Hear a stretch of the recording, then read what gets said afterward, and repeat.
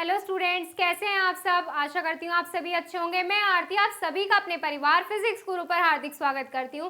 इस चैनल पर हम फिजिक्स के साथ साथ केमिस्ट्री भी पढ़ते हैं और हमारी ये क्लास है आज की बीएससी फर्स्ट ईयर के लिए, जिसमें हम पढ़ रहे हैं इनऑर्गेनिक केमिस्ट्री और इसमें आज का हमारा टॉपिक है क्वांटम नंबर।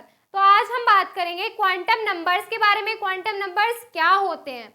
देखो, जो क्वांटम नंबर का जो कॉन्सेप्ट था वो एक साइंटिस्ट ने दिया था। किसने? श्रोडिंगर ने दिया था। और जो क्वांटम नंबर होती है ये एक नंबर की तरह डिफाइन की जा सकती है। नंबर जो कि हमें इंफॉर्मेशन देता है किससे रिलेटेड? इलेक्ट्रॉन से रिलेटेड। इसका मतलब जो इलेक्ट्रॉन से रिलेटेड कुछ नंबर्स होते हैं उसके बारे में जो हमें इंफॉर्मेशन प्रोवाइड कराता है उसको कहते हैं हम क्वांटम नंबर। ये क्वांटम नंबर क्या क्या फाइंड करने में हमारी हेल्प कर सकते हैं? ये शेल्स, सब शेल्स, स्पिन और orbital, spin of electron, orbital of electron, spin of electron और सब शेल्स, शेल्स ऑफ इलेक्ट्रॉन, ये सब हमें फाइंड करने में हमारी हेल्प करते हैं। क्या चीज? Quantum number. जो क्वांटम नंबर होती हैं ये एक तरीके से नंबर कहे जा सकते हैं जो हम क्या हेल्प करते हैं हमें फाइंड करने में? शेल्स, सब shells, orbitals, spin of electron, ये सब फाइंड करने में हमारी हेल्प करते हैं। तो जो क्वांटम नंबर है ये 4 पार्ट्स में डिवाइड की गई है। फर्स्ट है प्रिंसिपल क्वांटम नंबर, सेकंड है एजीमुथल क्वांटम नंबर, थर्ड है हमारी मैग्नेटिक क्वांटम नंबर और फोर्थ होती है स्पिन क्वांटम नंबर। तो क्वांटम नंबर हो गई हमारी 4। फर्स्ट जो क्वांटम नंबर होती है वो होती है हमारी principal quantum number. Principal quantum number जो होती है वो शेल्स या ऑर्बिट्स के बारे में हमें इंफॉर्मेशन प्रोवाइड कराती है। ये जो क्वांटम नंबर्स होते हैं ये अलग अलग टाइम पे अलग अलग साइंटिस्ट ने दिए थे। जो टर्म होगी क्वांटम नंबर ये किसने दे दी? श्रोडिंगर ने दे दी कि ये टर्म है ये हमें किसके? शेल्स, सब शेल्स, ऑर्बिटल और स्पिन ऑफ इलेक्ट्रॉन, इन सब चीजों के बारे में इंफॉर्मेशन प्रोवाइड करा सकती है। लेकिन जो हमें अलग अलग टर्म दी गई है कौन कौन सी? Principal quantum number, azimuthal quantum number, magnetic और स्पिन क्वांटम नंबर, ये हमें अलग अलग टाइम पे अलग अलग साइंटिस्ट ने दी थी। तो जो हमारी पहली टर्म है प्रिंसिपल क्वांटम नंबर ये किसने दी थी? ये बोहर ने दी थी। प्रिंसिपल क्वांटम नंबर बोहर ने दी थी और ये हमें इंफॉर्मेशन प्रोवाइड कराती है शेल्स और ऑर्बिट्स के बारे में। किसके बारे में? शेल्स और ऑर्बिट्स के बारे में। तो ये क्या बताती है? देखो, जो इसमें जो शेल्स, इलेक्ट्रॉन में शेल्स और ऑर्बिट्स होते हैं इसमें जो डिस्टेंस ऑफ इलेक्ट्रॉन होता है, किसका? Distance of electron from nucleus, energy के बारे में बताती है, एंगुलर मोमेंटम ऑफ शेल्स के बारे में, ये सब इन चीजों के बारे में इंफॉर्मेशन प्रोवाइड कराती है। कौन कौन? प्रिंसिपल क्वांटम नंबर किस किस के बारे में इंफॉर्मेशन प्रोवाइड कराती है? Difference of electron, distance of electron from nucleus, distance of electron from nucleus, और किसके बारे में इंफॉर्मेशन प्रोवाइड कराएगी? ये एनर्जी के बारे में, एंगुलर मोमेंटम ऑफ शेल्स, एक हो गया एनर्जी, एक हो गया एंगुलर मोमेंटम,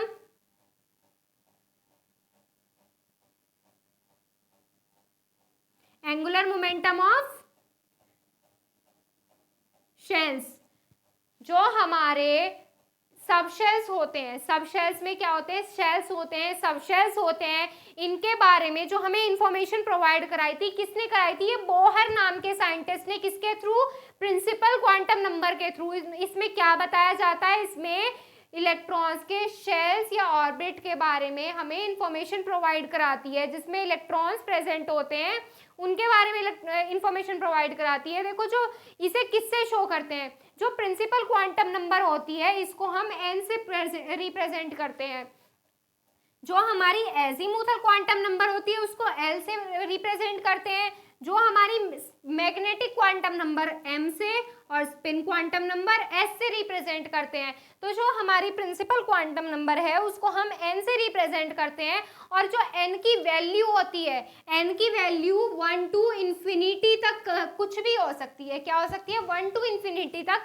लेकिन इसकी वैल्यू, किसकी? प्रिंसिपल क्वांटम नंबर की वैल्यू कभी 0 नहीं हो सकती। यानी कि N कभी 0 के इक्वल नहीं आएगा। क्यों? क्योंकि जब हमारी n जीरो हो जाएंगे, नंबर ऑफ इलेक्ट्रॉन्स क्या हो जाएंगे, जीरो हो जाएंगे, तो पॉसिबल वैल्यू n की जीरो जब हो जाएगी तो इस कंडीशन में जो हमारा इलेक्ट्रॉन होगा, मूविंग इलेक्ट्रॉन होगा, वो न्यूक्लियस के अंदर चला जाएगा। किसमें चला जाएगा, न्यूक्लियस के अंदर, जो कि एक पॉसिबल कंडीशन नहीं है। हमने लास्ट टर्न पे जब हमने वो किया था, क्या किया था, हाइजेनबर्ग का अनसर्टेनिटी प्रिंसिपल भी किया था, तो हमने उसमें इनसाइड द न्यूक्लियस और outside the nucleus moving electron की निकाला था, मूविंग इलेक्ट्रॉन की वेलोसिटी निकाली थी।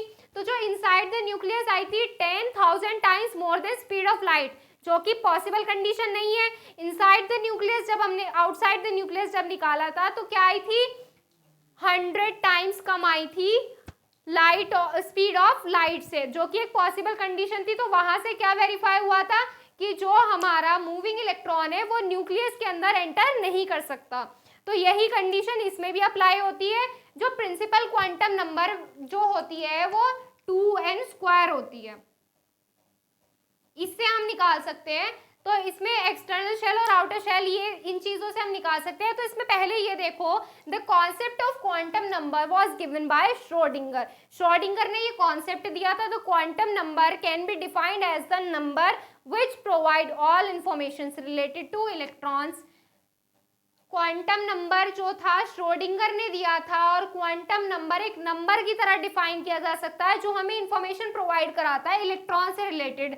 It means that quantum number is useful to find out the information of shells, subshells, orbitals and the spin of electron. और ऐसे भी कह सकते हैं quantum number are referred as postal address, postal address की तरह भी रेफर किए जा सकते हैं। अब हम इसमें बात करते हैं हमारी फर्स्ट वाली क्वांटम नंबर जो है हमारी प्रिंसिपल क्वांटम नंबर। पहले आप इतने का स्क्रीनशॉट ले लीजिए, इसको नोट कर लीजिए आप। तो इसमें आगे देखो, आगे इसमें प्रिंसिपल क्वांटम नंबर, ये हमें किसके बारे में बताती है, इंफॉर्मेशन किसकी देती है, शेल्स या ऑर्बिट्स की, शेल या ऑर्बिट। जो प्रिंसिपल क्वांटम नंबर है, अभी मैंने आपको बताया था किसने दी थी, बोहर ने दी थी। प्रिंसिपल क्वांटम नंबर बोहर ने दी थी, और ये n से रिप्रेजेंट की जाती है। किससे, n से। प्रिंसिपल क्वांटम नंबर n से, एजीमुथल क्वांटम नंबर l से, मैग्नेटिक m और स्पिन s से। तो ये जो प्रिंसिपल क्वांटम नंबर जो n से रिप्रेजेंट की जाती है, it gives the information about shells. किसके बारे में इंफॉर्मेशन देती है, शेल्स के बारे में, इन विच इलेक्ट्रॉन आर प्रेजेंट, जिनमें इलेक्ट्रॉन्स क्या होते हैं, इलेक्ट्रॉन्स प्रेजेंट होते हैं। कैसे, it provides the information about the distance of electron from nucleus. क्या करती है ये, इलेक्ट्रॉन और न्यूक्लियस के बीच में जो इलेक्ट्रॉन होता है, जैसे ये शेल है, इसका ये न्यूक्लियस हो गया, ये न्यूक्लियस हो गया, और ये क्या हो गए, शेल्स में, आउटर शेल्स में क्या हो गए, इलेक्ट्रॉन्स हो गए। तो इनके बीच का जो डिस्टेंस है, ये इसके बारे में इंफॉर्मेशन प्रोवाइड करता है। इलेक्ट्रॉन की जो एनर्जी है उसके बारे में बताएगा। एंगुलर मोमेंटम, एंगुलर मोमेंटम किसका, शेल का, इसके बारे में इंफॉर्मेशन प्रोवाइड कराएगा कौन, principal quantum number. Principal quantum number जो कि n से रिप्रेजेंट करते हैं, मैंने आपको बताया था इसकी वैल्यू क्या हो सकती है, 1 to इंफिनिटी तक हो सकती है। अब 1 to इंफिनिटी तक ही क्यों होगी, 0 to इंफिनिटी क्यों नहीं होगी, ये भी अभी बताया था। जो 0 to इंफिनिटी अगर हो गई तो इसमें जो मूविंग इलेक्ट्रॉन होगा वो न्यूक्लियस के अंदर चला जाएगा, और न्यूक्लियस के अंदर जाना इलेक्ट्रॉन का पॉसिबल नहीं है। The possible value of n are 1 to infinity, but the value of n can never be 0। Value of n can never be 0 because in this condition the electron will move inside the nucleus, which is impossible। क्या है ये, impossible है। क्यों impossible है, ये भी आपने पहले पढ़ रखा है। पहले हमने क्या किया था, डेरिवेशन किया था हाइजेनबर्ग अनसर्टेनिटी प्रिंसिपल में, उसमें दोनों कैलकुलेशन की हुई है। आप उसको खोल के देखना, समझ में आ जाएगा। तो ये तो बात हो गई प्रिंसिपल क्वांटम नंबर क्या होती है। प्रिंसिपल क्वांटम नंबर किसके बारे में इंफॉर्मेशन देती है, किसकी इंफॉर्मेशन देती है, शेल्स की इंफॉर्मेशन देती है। किसके, इलेक्ट्रॉन्स जिसमें प्रेजेंट हो, किसमें, जिन शेल्स में इलेक्ट्रॉन्स प्रेजेंट होते हैं। अब बात करते हैं सिग्निफिकेंस। जो हमें प्रिंसिपल क्वांटम नंबर जो होती है, मैक्सिमम नंबर ऑफ इलेक्ट्रॉन, जो प्रिंसिपल क्वांटम नंबर है उसमें मैक्सिमम नंबर ऑफ इलेक्ट्रॉन्स हो सकते हैं 2n², 2n²। और जो ये जो 2n² में है इसमें n क्या होता है? अब n इसमें प्रिंसिपल क्वांटम नंबर नहीं है, n होता है इसमें नंबर ऑफ एक्सटर्नल शेल्स। क्या होते हैं? Number of external shells. Number of external shell मान लो n इक्वल्स टू 1 है, तो 2n² जब हम इसको करेंगे तो क्या हो जाएगी? 2 ही तो हो जाएगी। तो इसमें क्या हो जाएगी? इसमें जो मैक्सिमम नंबर ऑफ इलेक्ट्रॉन्स होंगे इसमें 2 हो जाएंगे। कितने हो जाएंगे? 2। तो ये हो गई हमारी प्रिंसिपल क्वांटम नंबर। अब इसमें क्या करेंगे? आगे हम सिग्निफिकेंस करेंगे। सिग्निफिकेंस देखो कैसे होगा इसका, इसको नोट कर लीजिए आप पहले।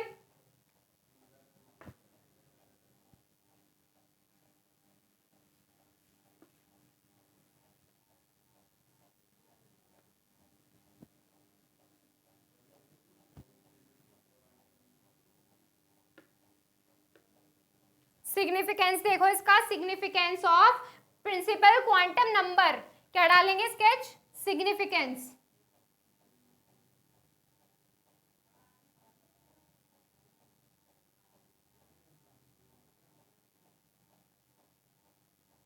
Significance of principal quantum number. अभी मैंने आपको बताया था maximum number of electron in shells कितने हो सकते हैं? 2n², where n equals to number of external shells. इसमें लिखो the maximum number of electrons. कैसे होंगे ये भी अभी बताऊंगी। पहले लिखो इसमें the maximum number of electrons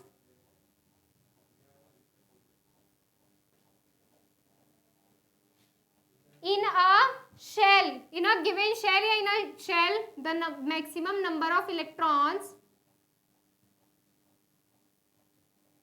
in a given shell कितने हो सकते हैं? 2n²। कितने होते हैं? 2n², where n is the number of external shell, where n is the number of external shell।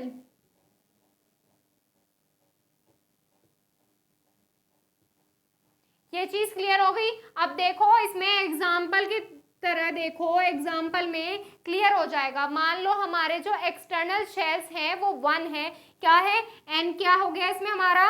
n हो गया अगर 1, तो इसमें जो हमारे नंबर ऑफ इलेक्ट्रॉन्स होंगे, टोटल नंबर ऑफ इलेक्ट्रॉन्स कितने हो जाएंगे? कैसे काउंट करते हैं? 2n² से काउंट करते हैं। तो 2n² इज इक्वल टू जब रखेंगे तो n की जगह क्या आ जाएगा? 1 आ जाएगा। तो 2 इंटू 1 का स्क्वायर इज इक्वल टू 2। अगर नंबर ऑफ शेल्स हमारे 2 हो जाएं, यानी कि एक्सटर्नल शेल कौन सा? लास्ट वाला शेल। कौन सा? लास्ट वाला शेल अगर 2 हो जाए तो कितने? 2n²। तो यहाँ से 2 इंटू 2 का स्क्वायर कितना हो जाएगा? 2 इंटू 4 कितना हो गया? यहाँ से हो गया 8। अगर एक्सटर्नल शेल हमारे 2 है तो उसमें मैक्सिमम 8 इलेक्ट्रॉन्स हो सकते हैं। कितने हो सकते हैं? 8 इलेक्ट्रॉन्स। अगर 3 की बात करें तो 2n² is equal to 2 into 3 का स्क्वायर, तो 2 इंटू 9 कितना हो गया? 18। तो ऐसे ही ये ऐड होता चला जाएगा। अगर n इक्वल्स टू 4 क्या 2n² इज इक्वल टू करो तो ये हो जाएगा 2 इंटू 4²। तो कितना हो जाएगा? 2 इंटू 16, दैट मीन्स 32। कितना हो जाएगा? 32। इसका मतलब क्या हुआ? अगर हमारे एक्सटर्नल शेल 1 है तो उसमें हमारे मैक्सिमम 2 इलेक्ट्रॉन्स आ सकते हैं।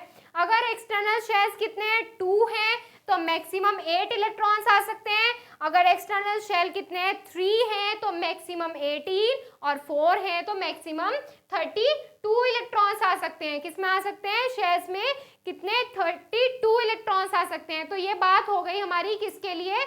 मैक्सिमम नंबर ऑफ इलेक्ट्रॉन्स के लिए। किसके लिए?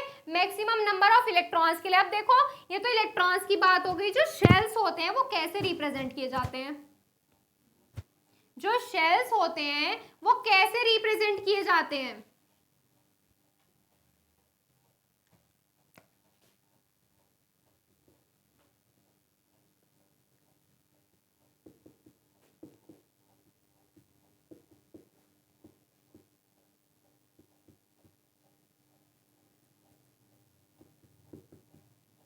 जो इसमें सेकंड पॉइंट है, ये तो फर्स्ट पॉइंट हो गया। सेकंड पॉइंट देखो, जो इसमें हमारे नंबर ऑफ शेल्स होते हैं, अब इसमें तो बता दिया हमारा n हो गया हमारा नंबर ऑफ शेल्स, लेकिन उनको एक तरीके से रिप्रेजेंट भी किया जाता है। कैसे रिप्रेजेंट किया जाता है? द नंबर ऑफ शेल्स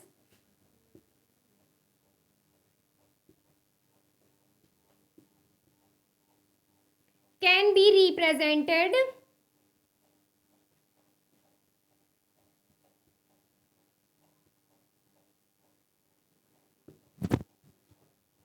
कैसे रिप्रेजेंट किए जाएंगे? Can be represented by the number of shells, can be represented by, कैसे रिप्रेजेंट किए जाएंगे? नंबर या फिर अल्फाबेट्स। देखो जैसे 1 2 3, 1 शेल हो गया, 2 शेल हो गए, 3 शेल हो गए, 4 5, या कहाँ तक चले जाओ 7 तक, 7 शेल्स तक हो सकते हैं। 1s2 2s2 2p6 इस तरीके से हो सकते हैं। तो जो इन्हें कैसे रिप्रेजेंट करते हैं? इन्हें रिप्रेजेंट करते हैं 1 को K L M N O P Q S, इस तरीके से जो हमारे नंबर ऑफ शेल्स होंगे वो रिप्रेजेंट किए जाते हैं। कैसे? 1 शेल के लिए K, 2 के लिए L, 3 के लिए M, 4 के लिए N और ऐसी 7 के लिए Q तक। कैसे? Q तक। इस तरीके से जो होते हैं हमारे नंबर ऑफ शेल्स रिप्रेजेंट किए जाते हैं। इसे नोट कीजिए। इसमें आगे देखो, अब हमने बात कर ली किसके बारे में? जो शेल्स में, एक्सटर्नल शेल्स में इलेक्ट्रॉन्स होते हैं उसके बारे में हो चुका है, और जो अब हमारे इसमें नंबर ऑफ शेल्स कैसे रिप्रेजेंट किए जाते हैं उसका हो चुका है। अब जो हमारा थर्ड पॉइंट है इसमें, थर्ड पॉइंट है हमारा इसमें जो हमारा थर्ड पॉइंट है वो है हमारा डिस्टेंस ऑफ इलेक्ट्रॉन। अभी जब हमने प्रिंसिपल क्वांटम नंबर पढ़ी थी उसमें क्या बताया गया था कि ये किसके बारे में इंफॉर्मेशन देता है? नंबर ऑफ इलेक्ट्रॉन किसके बारे में इंफॉर्मेशन देता है? डिस्टेंस किसकी? न्यूक्लियस और इलेक्ट्रॉन के बीच की, एनर्जी के बीच में, और क्या बताता है? Angular momentum of shell. जो एंगुलर मोमेंटम होता है शेल का वो कैसे होता है, तो ये कैसे कैलकुलेट किया जा सकता है? किसमें? प्रिंसिपल क्वांटम नंबर में। तो देखो जो ये डिस्टेंस किसका? न्यूक्लियस और इलेक्ट्रॉन के बीच में जो डिस्टेंस होता है ये निकालने के लिए फॉर्मूला है। फॉर्मूला क्या है? पहले देखो इसमें जो distance of electron from nucleus, इसमें लिखो द डिस्टेंस ऑफ इलेक्ट्रॉन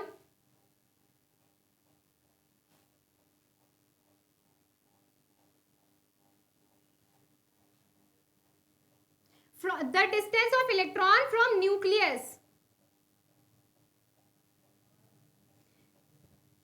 कैसे कैलकुलेट किया जाता है? इसका फॉर्मूला क्या है? The distance of electron from nucleus can be calculated by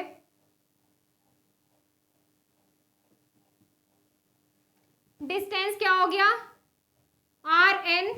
ये किसके इक्वल होता है? ये होता है 0.529 into n square upon z angstrom में। 0.529 n square upon z angstrom.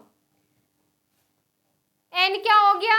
n होता है इसमें नंबर ऑफ एक्सटर्नल शेल, और z क्या होता है? इसमें जो z होता है इसमें component of spin angular momentum. क्या होता है? Component of spin angular momentum, where n equals to number of external shell. n क्या हो गए? एक्सटर्नल शेल, और z इक्वल्स टू क्या होता है? z इक्वल्स टू होता है component of spin angular momentum, component of spin angular momentum.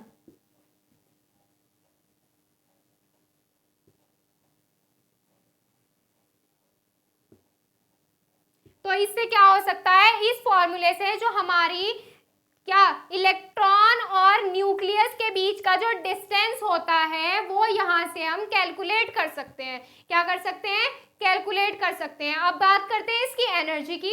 Energy निकालने के लिए भी एक फॉर्मूला है। तो इसका जो थर्ड पॉइंट है थर्ड के बाद फोर्थ पॉइंट जो है, इसमें जो एनर्जी है वो कैलकुलेट की जा सकती है किसी भी शेल की। कैसे? इसका फॉर्मूला एनर्जी होती है इसकी माइनस में, तो ये होती है -13.6 Z² अपॉन n²। क्या होती है इसमें? Energy of electron in any shell, the energy of electron in any shell can be calculated by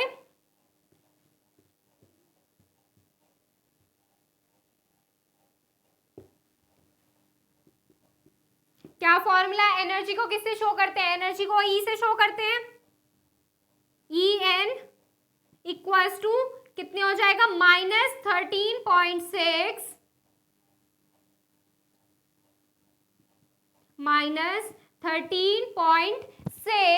Z² upon n², Z² upon n²। और एनर्जी किस में होती है? इलेक्ट्रॉन वोल्ट पर मोल। ये हो गया हमारा एनर्जी निकालने का फॉर्मूला। तो इससे क्या हो गया? पहले हमने क्या निकाला? सिग्निफिकेंस में नंबर ऑफ शेल्स कैसे निकालते हैं? 2n² से।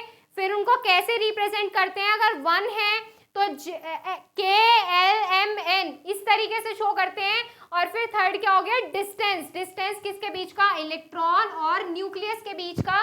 किस फॉर्मूले से रिप्रेजेंट करते हैं? इससे निकाल सकते हैं। जो डिस्टेंस होगा इस फॉर्मूले से फाइंड कर सकते हैं। और जो हमारी एनर्जी होती है, एनर्जी निकालने के लिए हमारा फॉर्मूला ये आता है। अब बात करते हैं इसकी एंगुलर मोमेंटम की। एंगुलर मोमेंटम कैसे निकाल सकते हैं? एंगुलर मोमेंटम निकालने के लिए जो एंगुलर मोमेंटम होता है वो इक्वल होता है NH अपॉन 2π के। किसके इक्वल होता है? NH अपॉन 2π के। इसका स्क्रीनशॉट ले लीजिए।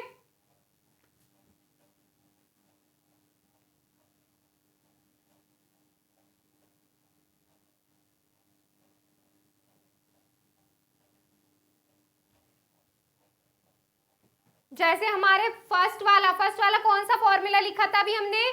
डिस्टेंस का फॉर्मूला लिखा था। उसमें n क्या था? नंबर ऑफ शेल्स, और z क्या था? Component of spin angular momentum. यही फैक्टर्स इसमें है। n क्या है? नंबर ऑफ शेल्स, और z क्या है? Component of spin angular momentum. और e क्या है? एनर्जी। और अब बात करते हैं हम किसके बारे में? एंगुलर मोमेंटम के बारे में। तो जो एंगुलर मोमेंटम होता है किसी शेल में, वो कैसे निकाला जा सकता है? तो इसमें देखो, द एंगुलर मोमेंटम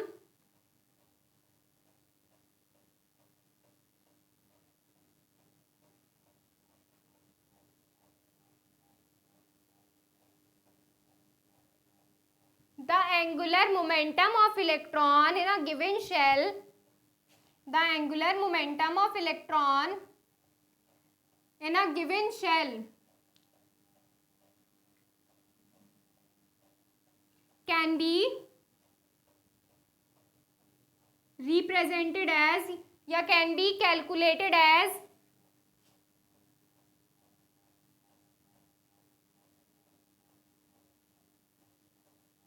कैसे कैलकुलेट कर सकते हैं? एंगुलर मोमेंटम क्या होता है? एंगुलर मोमेंटम यही होता है mv/r, और यहाँ पे n और h अपॉन 2π। ये फॉर्मूला होता है हमारा एंगुलर मोमेंटम निकालने के लिए। क्या होता है? एंगुलर मोमेंटम निकालने के लिए। तो यहाँ पे तीनों फॉर्मूले डराइव हो चुके हैं। पहला क्या था हमारा? डिस्टेंस का। डिस्टेंस किसकी? न्यूक्लियस और इलेक्ट्रॉन के बीच का डिस्टेंस। सेकंड क्या था हमारी? एनर्जी। एनर्जी किसी शेल की एनर्जी कैसे फाइंड करते हैं? ये रहा इसका फॉर्मूला। क्या होता है? En equals to -13.6 Z² upon n² electron volt पर मोल। और थर्ड क्या हो गया हमारा इसमें? Angular momentum. जो हमारा सिग्निफिकेंस हो गया, इसके लिए तीनों के लिए सिग्निफिकेंस निकल गया। किसके लिए? डिस्टेंस, एनर्जी और एंगुलर मोमेंटम। तीनों के लिए प्रिंसिपल क्वांटम नंबर जो है इनका सिग्निफिकेंस आ चुका है। तो इसमें ये वाली क्वांटम नंबर हमारी यहाँ पे खत्म होती है। जो हमारी नेक्स्ट क्वांटम नंबर है वो है हमारी एजीमुथल क्वांटम नंबर। जो एजीमुथल क्वांटम नंबर है ये हमें सबशेल्स के बारे में इंफॉर्मेशन देती है। किसके बारे में? सबशेल्स जो होते हैं। प्रिंसिपल क्वांटम नंबर शेल्स की दी थी, और जो एजीमुथल क्वांटम नंबर है वो हमें इंफॉर्मेशन प्रोवाइड कराती है अबाउट सब शेल्स। तो प्रिंसिपल क्वांटम नंबर का डिस्कस करेंगे हमारी नेक्स्ट क्लास में। आज के लिए बस इतना ही, आप इसका स्क्रीनशॉट ले लीजिए। नेक्स्ट क्लास में करेंगे हम एजीमुथल क्वांटम नंबर।